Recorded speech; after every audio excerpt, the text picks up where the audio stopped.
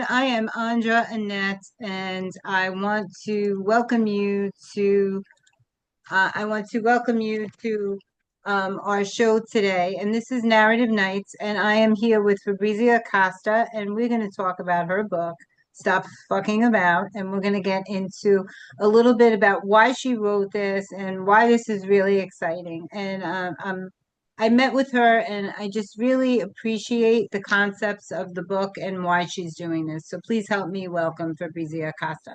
Hello, hello, hello. Hello, hello, hello. Thank you for having me. It's a pleasure to have you. I didn't check the settings before I went live, and I was up here instead of down here. So, how are you today? I'm good, a bit hot, but it's all right. In It's hot. hot for England, not hot for the rest of Europe, I suppose. It's hot here in New York today as well. So Okay. let's talk a little bit about your book because we had a conversation previously, and you said this really is also to help people with ADHD, people that have trouble focusing and concentrating. And then you call it more of a guide. It isn't a book structure, but it is um, books you read once and you put them down. Sometimes you read them twice if it was something you really enjoyed. But guides you pick up and you use them continually when you go through the things that you are struggling with, right? So I really like the concepts in her book. So tell us a little bit about why you prepared it that way and how you think this can really help so many women.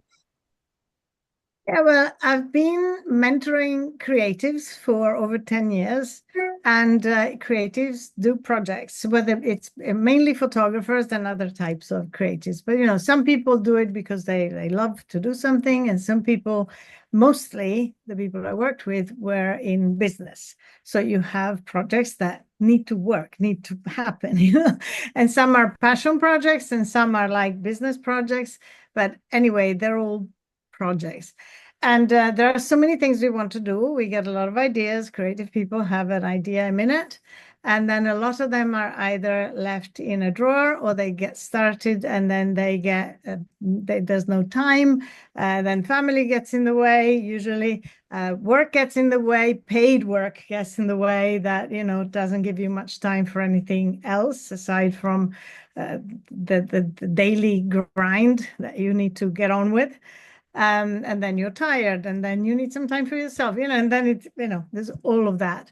And I have the ADHD, and so for me and for others like me, it becomes like we have a gazillion ideas and we have 1,000 tabs open at the same time, and then we get lost in them. And so while we have this ability to hyper focus, we also have this incredible ability to get completely scattered and, oh God, it's 9 o'clock and I haven't had dinner yet. That's I cooked dinner yet. So I've seen this happen time and time again with all this time. And I realized that the way I actually get my projects done followed a kind of framework.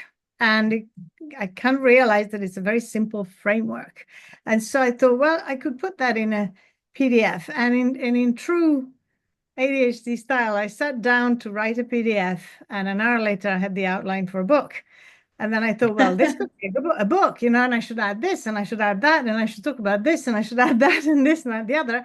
And then we have we have a branding agency. My husband's a designer, really good designer. And so I said, if you design it, we can design it. I had it clear in my head how I wanted it because I wanted it to be like so easy to get through.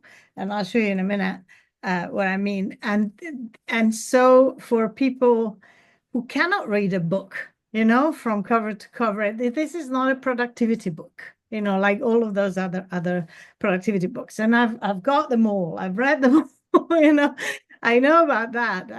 I've been coaching people about time for a long time.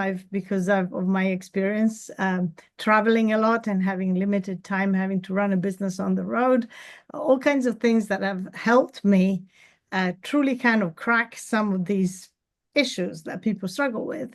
And so I said, I'll put it all in this book, which is in book form, but it's not really in book. It's a shape of a book, but as you can see, it's almost like a Lego, and you can each chapter is about something. You can jump in anywhere and you can, go through that. And if you have a project that you want to run from beginning to end, you start at the beginning, you go through the framework. But if you are struggling with time, you can go to the time chapter and get something that will help you, whatever you're doing.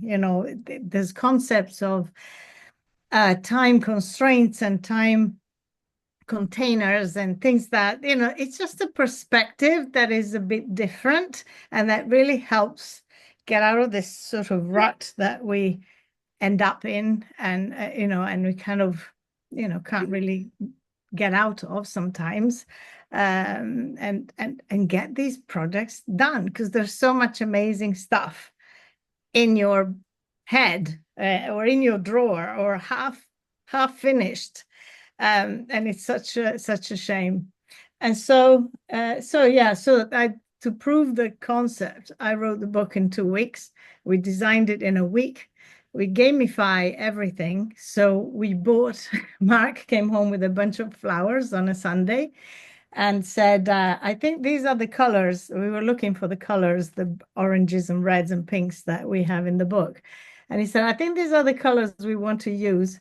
And we put them on the desk and we decided that the book had to be finished before the flowers wilted, which was 6 days. Basically, they started to really go on the Saturday after and it was done. And so that's kind of how we made it into a game. And it took longer to upload it to Amazon and get it approved than to actually make it, because how they are with strange graphics and stuff. There was always some issues, and Their but templates aren't the best. I wanted it out in less than a month, and on the 1st of July it was available. And now to do another sort of proof of the pudding, proof is in the pudding type of experiment. I am running a competition with that's my alarm to talk to you. The competition with myself, sort of a challenge to myself, not a competition, but to use the framework of the book to create a program that will launch at the beginning of September. So a program in 3 weeks that I can then launch then. And I want to make a community of people so we can work together. And I thought I'd love to do that. Let's build it live on social media. So every day I have a video where I talk about what I'm doing, how I did it. I go through the things in the book and people are following it and it's quite fun. It's terrifying because I have no idea if I can do it. But You can if you it's set your terrifying. mind to it. I also have a lot of fun with it because it forces me to go like, I allocate time to it. It's like I allocated 2 hours a day, and I'm actually averaging 1 hour a day on this because we have a bunch of other stuff going on. But it's still getting on, and I think it can be done. So if anybody is back in 3 weeks, they can see if it's there or not. But I mean, I think it's a good way to do it. So I am that person. I haven't been diagnosed with ADHD, but I definitely have attention deficit issues. I've always been someone that really hyper focuses, like you say. I can't focus on one thing. I mean, I can. It's just never been my way. I do better at multitasking than I do at single projects. So I feel like I'm more attentive and more alert when I'm in several projects at once because I get different ideas for the other projects with them. So, but I do complete them all. And it doesn't take me longer. But I think it's individual, and I think there's a lot of people out there on social media that are hyper focused. I think this is a great course you're doing, and it's kind of going to make people look at the just do it, right? Because Yeah. there's a lot of people online telling people, to take their course or do this, and they can have this done in 3 weeks or 4 weeks, and it doesn't seem very realistic. So now you're showing them, in essence, you're showing them how to do that and how you're focusing on it. So it's going to help them in that area too, especially people that have trouble focusing. It's going to show them that if you just give an hour a day, because most people don't devote that time to themselves. They do tend to put other people first. That's a big issue in a lot Oh, of yeah, women's lives. absolutely. Yeah. So And it's taking that time. yeah, sorry. Some of my time yesterday was because now I'm on intention. It's one of the parts. It's attention, intention, and execution with all bits and pieces in between. And so the intention bit is really understanding and thinking about why do you want this? What do you want this to be? Right? What do I want this program to be? I didn't have much time yesterday. So some of my thinking of intention and jotting down some notes while I was cooking dinner. It's not like, because I'm focused on this, I can spend other time while I'm doing driving, doing laundry, whatever this stuff we do. It doesn't stop us from figuring stuff out. And so once you understand the concept of time and what time you need to do stuff, it's absolutely mind-blowing, the amount of things that you can actually get done in a really short period of time. And so, some of my time is not I'm sitting down for an hour journaling the damn thing. I don't do that. I can't sit down for an hour. I'm like you. It's like, I struggle with that yes, it's myself. half an hour. We gotta go. Like I'm I off to know. a thing. So it's like I don't do all that stuff. I write down some stuff and I write. Look, I tell you, these are the notes on my desk. Here. This is how I. And there's stuff in there that I pull out and put together, and it comes together. So I know a lot of people resonate with this, the mess. I embrace the chaos on my desk.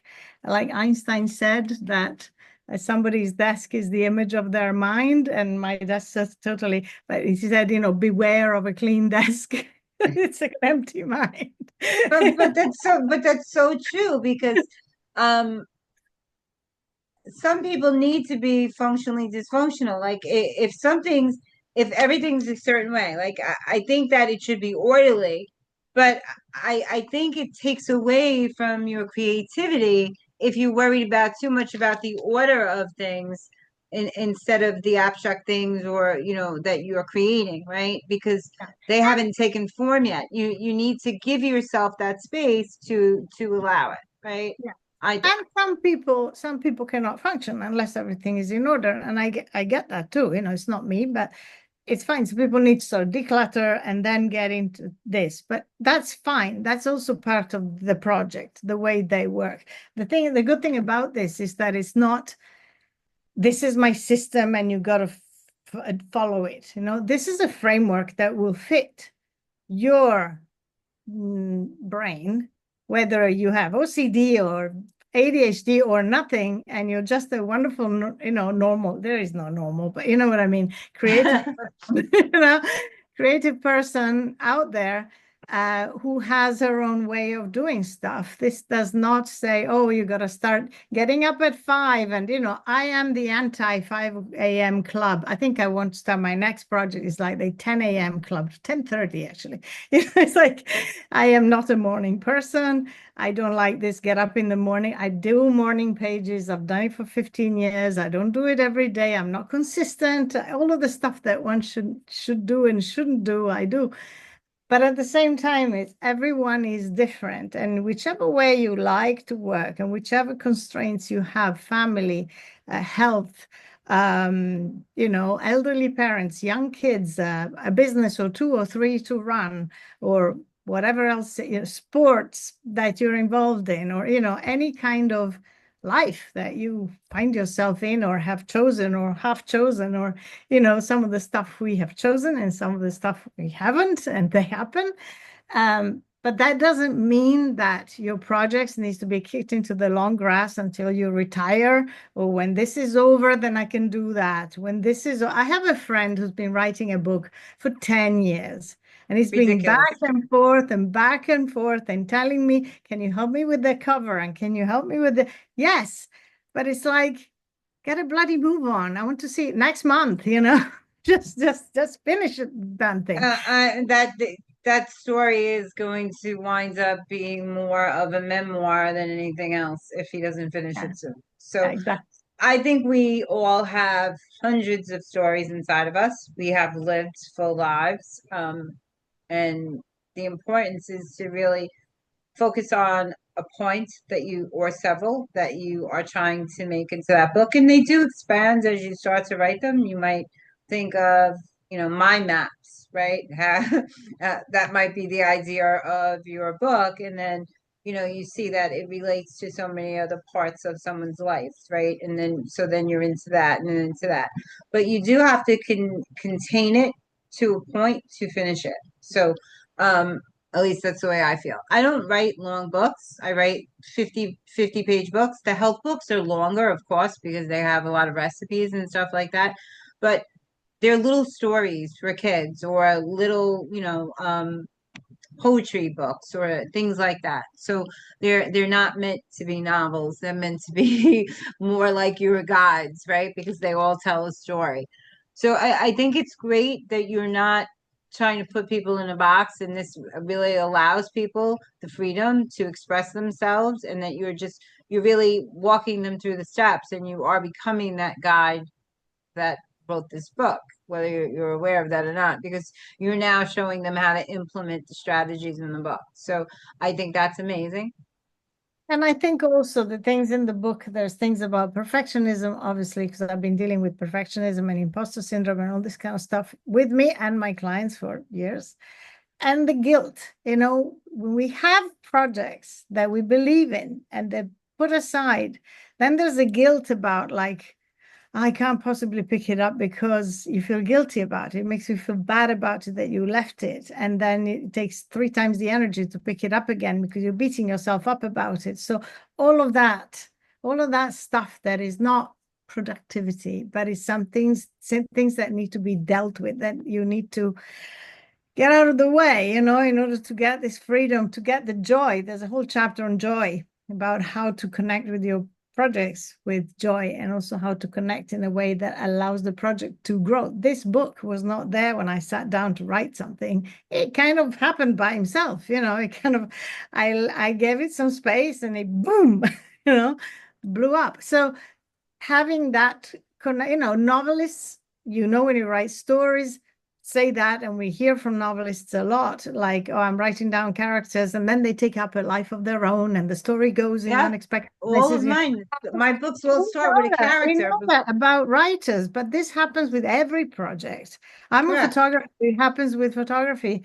I write, and it happens when, this and other things that we do. So whether it's a knitting project or something, giving it the space to grow and having the connection with it to, I don't know, let it flow through you in a way, kind of like come from somewhere else that is not just you making stuff, gives it so much more amplitude. I don't know another word, and so much more But it freedom does. and so much lightness. And then it's fun, and then it's fun to do. And then it's easy to put every minute of your day into it. And you're going to find time everywhere to do the thing and get it. And then it gets done really easily. So it's a book about getting your projects done with joy and fun, and not just by following a productivity framework that is going to make you tick all the boxes. Although on the website, I have cheat sheets. I'm putting up a project handbook. People can download things that help. I'm going to make a workbook as well, and that people can, help. It's nice to have something to, color in or something and do. So that is also available to everyone. So tell people where they can find you. So stopfuckingabout.com, easy to remember. And the book is on Amazon, whichever country you're in. Stop Fucking About by Fabrizia Costa. Costa, like the coffee. In England, we have a coffee called Costa Coffee, so everybody remembers that. and then you can, there's my email in the book, there's my email on the website, and I'm really happy to hear from anyone. I'm on Instagram, and I just revamped my YouTube channel, and my challenge shorts on there. It's fabriziacosta.projects.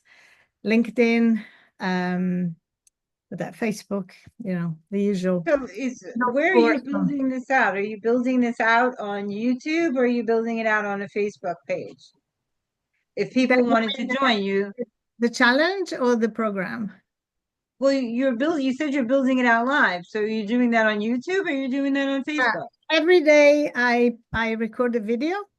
I record a reel, I download it, I put it on LinkedIn, then my assistant sticks it on YouTube and Facebook and TikTok and all these other places.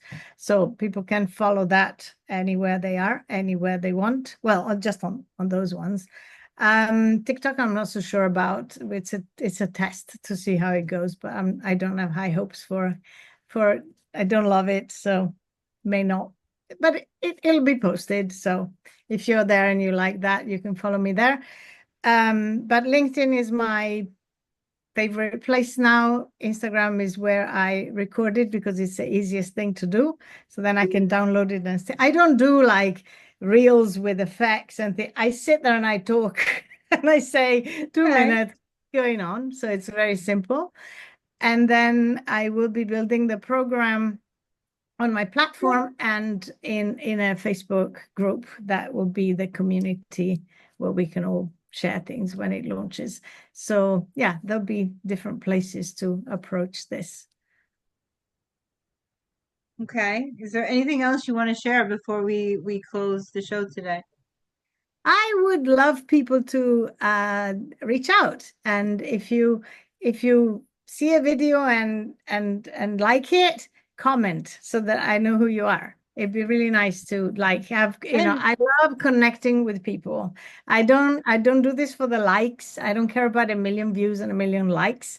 I'd rather have 10 people that we connect with and talk to and just exchange some, a few words rather than just have a like and if I scroll, so that's what I love to do is connect with people.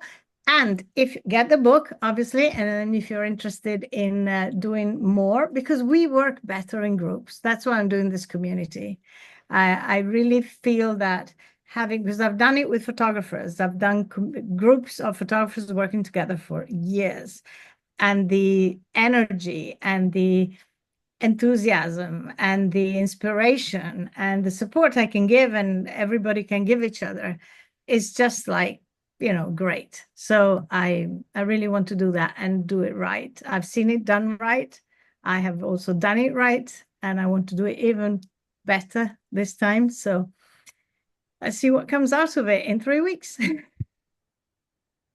I really enjoyed this time together. Just spend a minute behind after the show closes. Guys, I want to thank you for joining us this week on Narrative Nights. I had difficulty remembering that in the beginning because I have too many shows. So sorry about that. And it's time with Fabrizia Costa. And please follow and like and leave comments so that she gets to know what it is you like so she can do more of that and really guide you more on this way. So thanks for tuning in. Have a great day. To your health. Take care. Thank you.